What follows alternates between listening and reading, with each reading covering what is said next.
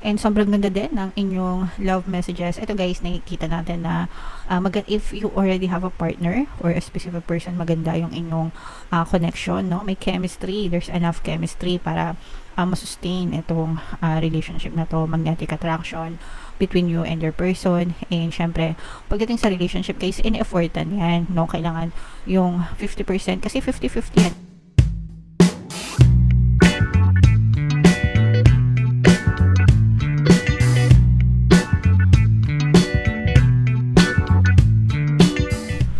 Hello guys, hello Leo, welcome back to Pinay Pixie Tarot. Ang pamagat ng episode natin for tonight is OOTM, Oracle of the Month, para ngayong October para sa Leo, Sun, Moon, Rising, Sun, and Venus.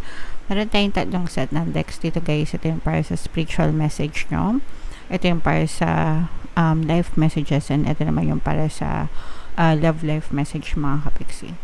So, kung ano na lang yung message na makaresonate sa inyo guys, take that message kasi hindi naman lahat ng mensahe ay makaka-resonate sa inyo mga kapixie. So, yung first message natin for spiritual, we have the Raven or the Shaman energy guys.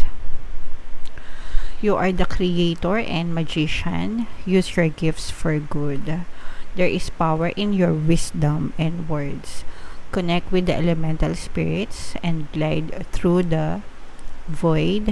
Claim your place as keeper of the mysteries.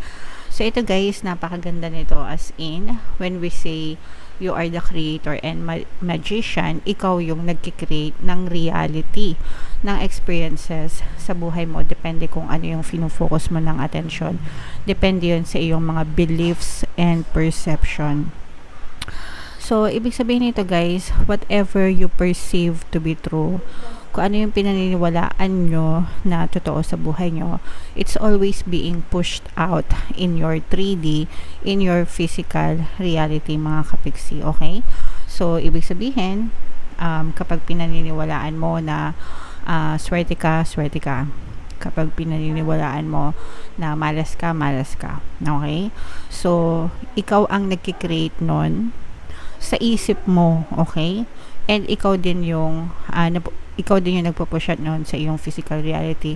Depende kung gaano mo siya binibigyan ng focus, ng attention. And ang maganda nito is you can manifest anything that you want, guys, no? Kasi kahit anong iniisip mo, negative man or positive mga kapixie, no? Pag pinagbuhusan mo ng attention, it's always being pushed out. And syempre, kung negative na yung na-experience mo ngayon, let's say for example, kapixie, mahirap buhay ko ngayon, ang dami kong problema, ang dami kong pagsubok, palagi akong kinakapos, ganyan. So, ibig sabihin, in the past, guys, yun yung paniniwala mo. Doon nakafocus yung attention mo na mahirap lang buhay namin, ang hirap-hirap magkapera, nahirapan ako magkatrabaho, palagi kami kinakapos, okay? So, yung na-experience mo ngayon sa physical reality mo, yung pinagbusan mo ng attention panahon in the past. Pero pwede siyang magbago. Yun yung maganda doon.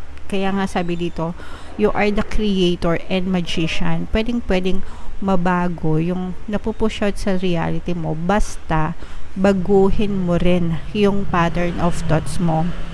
Okay?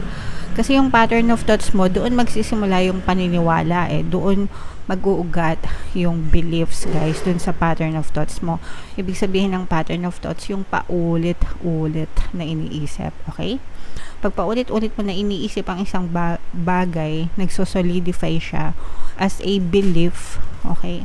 And then therefore, you will see evidence of that in your physical reality. So, ikaw ang creator and ikaw ang magician ng buhay mo, ng reality mo.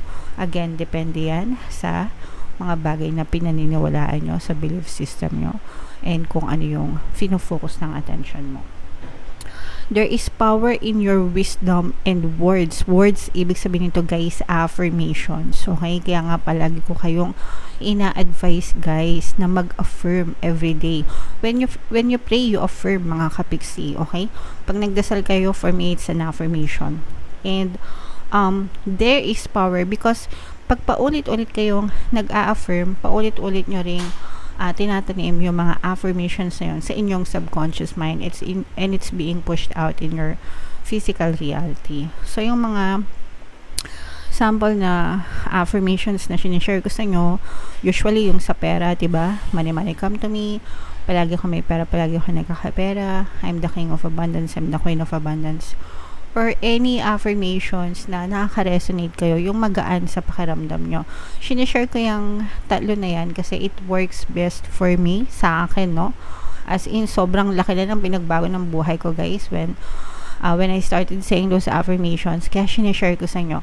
And yung mga subliminals natin dito sa channel natin, guys, lahat pampaswerte, sa pera, sa trabaho, sa negosyo, pati sa mga relationship, sandamakmak yung affirmations. There is power in your affirmations, guys, because yung mga words na yun nagsisink in siya sa inyong subconscious mind. Therefore, programming your subconscious mind, and it's being pushed out in your physical reality. So, ugaliin nyo, guys, na mag-affirm ng maganda, syempre.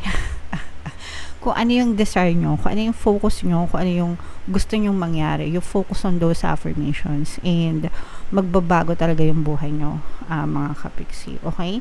So, sana naintindihan nyo, guys, kasi ang sarap ang sarap sa pakiramdam na nag-a-affirm kayo and it's changing your life, mga kapiksi. Kailangan nyo lang i-develop yung habit, no, ng pag-a-affirm, and definitely, guys, malaki talaga yung magbabago sa buhay.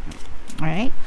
So, tingnan natin yung comment down below, guys, if naintindihan nyo, no? Sobrang ganda ng message. Kaya gustong gusto ko talaga magbasa ng oracle reading, guys, kasi gustong gusto ko mag-explain ng mga ganyang bagay. So, up next naman is yung sa live messages natin. So, shuffle natin to, guys. Habang sinushuffle ko to, panoorin nyo muna yung video natin regarding sa ating paano mag-manifest ng abundance video course. Kapiksi, sawa ka na ba sa mga struggles at hirap sa buhay mo? Masipag ka ba at masikap sa buhay ngunit hindi ka pa rin umaasenso? Ilang beses ka na bang nag-attempt magnegosyo at mag-invest pero palagi ka pa rin nalulugi? Sa pagkakataon na ito ay maaaring may subconscious beliefs ka na nagiging balakid sa iyong pag-unlad at pagyaman. Introducing, paano mag-manifest ng abundance video course. Dito ay matututunan mong ma-overcome ang mga balakid mo para tuluyan ka ng umunlad, umasenso, sumagana, maging matagumpay, successful at maswerte sa iyong kabuhayan, pera, trabaho, negosyo sa lapi at kaperahan ng bonggang-bongga. Dali, mag-send na ng email sa pinoypixitaro@gmail.com at simulan na ang iyong pagyaman ngayon. Alright, so sa lahat ng gusto mag-avail ng course, guys, meron tayong 500 pesos na discount until September 30. So, mag-avail na kayo, guys. Sobrang ganda. And ito yung additional, ito yung live messages para sa inyo, guys. We have maturity and boundaries. So, yung maturity, guys, ibig sabihin ito yung personal growth nyo, nagmamature na kayo, natututo na kayo, di ba, habang tumatanda kayo, nagkakaedad kayo, nagkakaroon kayo ng mga experiences sa buhay. And yung mga experiences na yun, guys, meron yung mga life lessons na natututunan natin, and dahil doon, di ba, mas nagiging strong tayo, malakas, matapang, courageous. Sometimes it gives us inspiration and motivation para maging better person tayo, guys. Okay? So, lahat ng mga na-experience nyo, guys, kahit positive, kahit negative, i-own nyo yan. That's your experience. Doon kayo natututo na leksyon. So, i-mind nyo yan, mga kapiksing. And yung mga ito yung boundaries, guys, no? So, ito, pagdating sa boundaries, hindi naman lahat binibigyan natin ng limitasyon. Kumbaga, syempre tayo, ini-encourage natin na maging matulungin tayo, huwag tayo maging selfish, ganyan. Pero there are cases kasi na may mga tao talagang mapang-abuso at saka mapang-samantala. Ginawa na kayong ATM, di ba?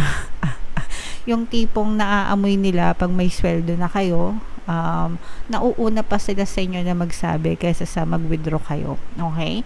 So, kumbaga parang naging bahagi na sila ng budget nyo, kahit wala naman silang ambag or contribution, di ba? Sa mga ganong klase ng tao or pagkakataon, doon na kayo mag-set ng boundaries, mga kapiksi. So, you have to learn to say no kasi meron pang ibang mga tao na mas deserve ng tulong nyo. Okay? We can only help so much people or we can only do so much for them. Pero hindi lahat kaya nating ibigay. Syempre may limitasyon din tayo. Hindi naman tayo super human being, 'di ba? Hindi man tayo super rich, 'di ba? Or whatever. Wala tayong mga superpowers na ganun, guys. So what I mean is you have to learn to set boundaries para hindi rin kayo madehado, hindi rin kayo, alam mo yun, hindi rin kayo ma-minus ba, manega, ganyan. Nagets nyo ba? Kasi baka dumating yung time na kayo naman yung mawalan or wala na kayo maitulong dun sa mga tao na deserve talaga ng tulong. So yeah, I hope that makes sense, mga kapiksi. Alright? So, comment down below if naintindihan nyo yan. And yung next na message, guys, is a love message naman. So, habang sinashuffle natin to, guys, naka-flash sa screen nyo yung ating bagong course, paano mawala ang third party at magkaroon ng harmonious na relationship para mawala yung mga kabit ng mga jowa nyo, guys. 20% discount naman yan until September 30. So, i-avail nyo na, guys. Sobrang ganda. And sobrang ganda din ng inyong love messages. Ito, guys, nakikita natin na if you already have a partner or a specific person, maganda yung inyong connection, no? May chemistry. There's enough chemistry para masustain itong relationship na to. Magnetic attraction between you and your person. And syempre, pagdating sa relationship, guys, in-effortan yan, no? Kailangan yung 50%, kasi 50-50 yan, di ba? 50% sa'yo, 50% dun sa person mo. Dapat yung 50% mo, ibigay mo yung 100% mo, dun sa 50% na contribution mo. And syempre, yung other 50%, depende na yun sa person mo. But at least ikaw, gawin mo yung lahat ng magagawa mo, to make things work, mga kapiksi. So, effortan nyo, hindi lang sa physical reality, dapat sa mental world nyo, nag-effort din kayo, and syempre dun sa spiritual na bahagi, which is praying, mga kapiksi, dapat pinagdadasal nyo din yung relationship nyo para talaga magkaroon kayo ng harmonious na relationship with your partner or specific person. Okay?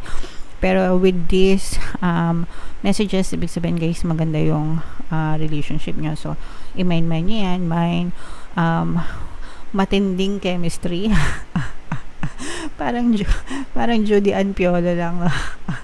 Iba kasi yung chemistry talaga ng dalawang yan eh. Ayan, so i-mind nyo yan. Harmonious relationship, ganyan. So, comment down below, mga kapiksi, if naka-resonate kayo and kung saang message ba kayo naka-resonate, kung dito ba sa spiritual, dito ba sa life, or dito ba sa love life. Comment down below, mga kapiksi. And panoorin nyo na yung ating 2025 kapalaran, guys. Ito yung playlist, ito yung video pala, mga kapiksi, and ito naman yung ating success stories ng paano mag-manifest ng abundance video course. Click here to subscribe, guys, and ito yung ating mga pampaswerte subliminals. Thank you for liking, sharing, and subscribing, and see you again next time. I love you all, guys. Have a nice day. Bye-bye.